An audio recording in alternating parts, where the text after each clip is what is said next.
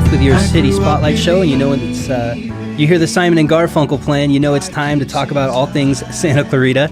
And I'm actually here. We do that once a month on every third Friday. We talk about just kind of an hour focused on the city. And today in studio we'll have Brian Hinsley, a Los Angeles County partner of the city of Santa Clarita. And Brian, you are a trained firefighter paramedic with the Los Angeles County Fire Station 107. That's correct. I've been with the County of Los Angeles Fire Department for 24 years and out here in Santa Clarita for 21 years at the same Fire Station 107. Wow. And you were just telling me there's a little bit of a distinction. Not a lot of people, I think, are aware of it. Some firefighters are paramedics and some are EMT, and you are actually a firefighter paramedic. Can you talk to me a little bit about what that means exactly? Yeah, Perry. The County of Los Angeles runs a wonderful program where all of our firefighters on the fire engines are EMTs. So they're the ones that are probably going to get to your home first.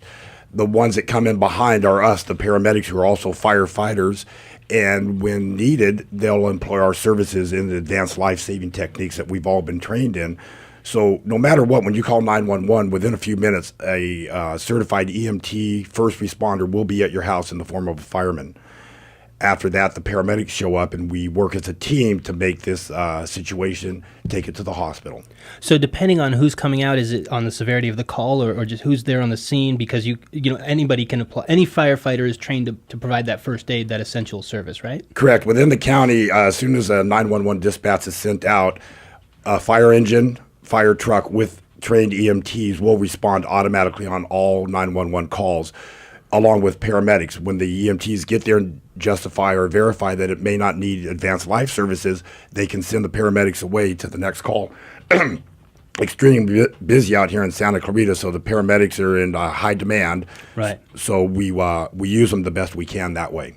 And I would imagine, just with the weather warnings we've been receiving, the dry time of year, this is by far your busiest season. I mean, is that fair to say? It's fair to say, and it will get busier as it dries up and the winds pick up. We'll be stretched thin, but as always, we have resources to back us up, right, and we leave very little voids, if any, throughout the year here in Santa Clarita. And not just here, but you guys also back up other areas. I was just talking to some firefighters in Kern County, and we had some units from our area up at this big fire that's been blazing. It's 35% under control, I guess, now, the Grand Fire. The Grand Fire, we do have LA County firemen and some here from Santa Clarita. We sent a unit out this morning at 6 a.m. with 4 firefighters to go support our brothers and sisters in Kern County with this suppression effort at the Grand Fire. Now, was that our station down the street here at 107, or was that a different...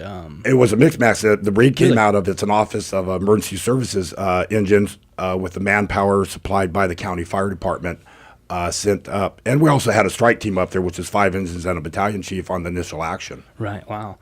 So, yeah, I know there's over 1,000 firefighters or something like that on the ground from the various counties. This was the last count. Yeah, when something gets this big, you don't want to stretch one entity too thin. Right. So Kern, Ventura, LA County Fire, Cal Fire, we all come together to make this thing go away. Good deal. And while fires are the big priority also, we wanted to talk about, a tragic summer occurrence we were just talking about off the air, drownings. I mean, it's something that happens, I would imagine, more often during the summer when people are out by the pool or they're going to the lake and that type of thing. Exactly, Perry. The fire season also signifies the start of the pool and the fun season that way, which also leads us to the drowning incidents. Just here in Santa Clarita, there was approximately a dozen drownings or near drownings last year. Station 107, myself, were on 4 of those, and it's one of the most tragic, heart-wrenching responses that we go on. Of the 3,000 calls we go on a year out here, that's the one that will stick in your head for quite a while. Wow, 3,000 calls? Out of the 107s, yeah, we run approximately 3,000 calls just on the east side of Canyon Country. So that's almost 10 a day. You guys are just constantly running out there. That's 10 a day, and the bags under my eye will signify it. True story. Well, Brian, tell me a little bit about, you said you had 4 calls, and when I asked you, they all had happy endings so far as that, in that, nobody, everybody made it. Correct. This year we were very fortunate. All 4 of the drownings we went on we restored pulses and breathing. The people are out of the hospital and doing fine. This isn't always the case. There are times when we don't have the happy ending, and it's all preventable.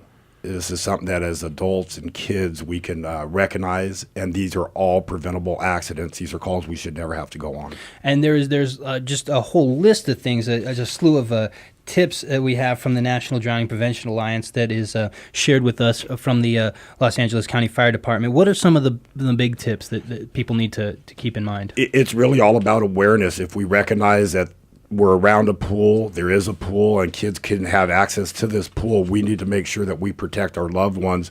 As adults, we need to make sure that the alcohol consumption is limited so that we are aware and our senses are keen on that pool. Just as a responsibility factor. This is just pure responsibility on our part. And we talk about a water watcher, somebody just who's responsible for keeping an eye on things. We have to. And out here, there's tens of thousands of hours spent by a pool and having fun. We're only talking about 20 minutes of all these drownings. It's a 20-minute lapse. Wow. That's all we're trying to take away. Wow. We fix that when the drownings go away. And we're going to take a short commercial break. A short commercial break. Sorry, Kyle. And we'll be right back with This is the City of Santa Clarita Spotlight Show on your hometown station, AM 1220 KHTS.